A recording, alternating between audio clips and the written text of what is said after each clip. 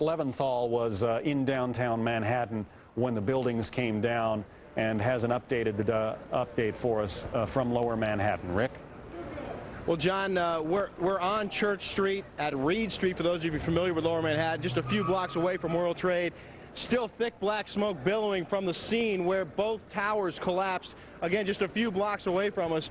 We were standing out here on Church Street when both towers came tumbling down, and each time there was a huge cloud of smoke and debris that came roaring down this street, and everyone literally ran for their lives. At this point, the police have been efforting to establish a perimeter. They're trying to keep people back and make sure that no one interferes with their job, which is to try and secure the area and then get inside that World Trade Center rubble to see whether or not they can locate any survivors who may have been inside the building or just outside the building when it came tumbling down.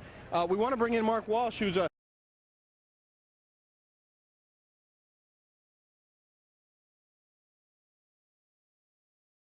freelancer for Fox. You live just a few blocks away and witnessed. Dude, I live on the 43rd floor of a building which is 5 blocks from the World Trade Center itself. I witnessed the entire thing from beginning to end. People talk about how it looked like a movie. I know when I came walking down here early this morning and saw both towers on fire and people on every street corner, it was like a movie, but you watched the planes hit the towers. I was watching with my roommate. It was approximately several minutes after the first plane had hit.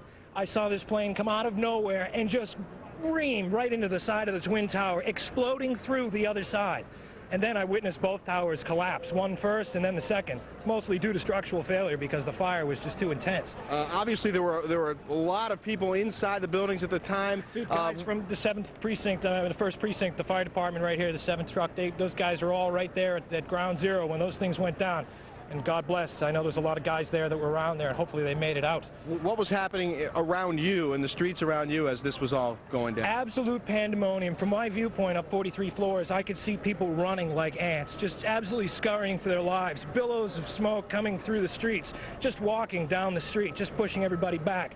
And then several minutes after, it looked like it had just snowed over the entire area. Yeah, the debris, the soot was thick on the street. There's still a dusting of it out here. But when I was standing here and the towers collapsed, we saw police officers running for their lives, screaming, "Get back, get back, get back!" And I'll tell you, that's a wake-up call when you see cops running for their lives, and people too, women's pushing baby carriages, that sort of thing. Well, you had the first tower first. That one, when that first went down, it just pushed everybody back, and it was a good 15 minutes before the second tower finally collapsed. Yeah. And it was just overwhelming, and by that point, it was just insane.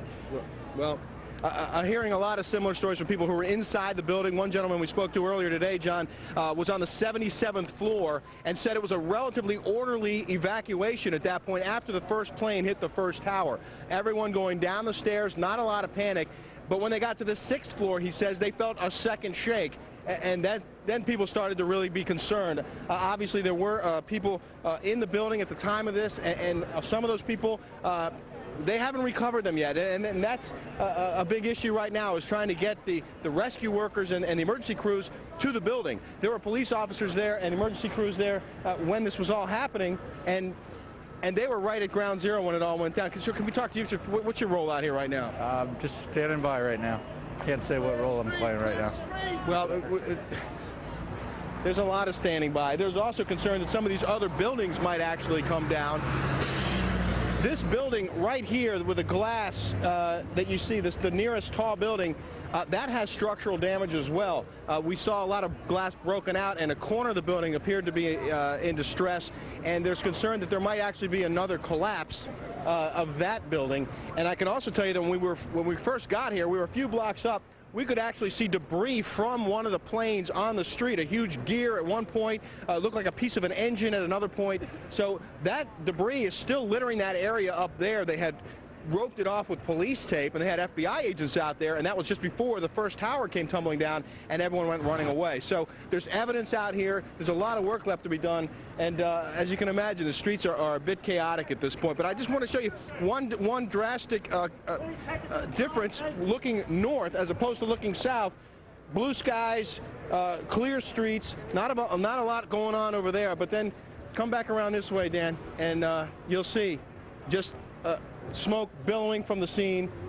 Still obviously a major disaster waiting to be cleaned up. Back to you, John.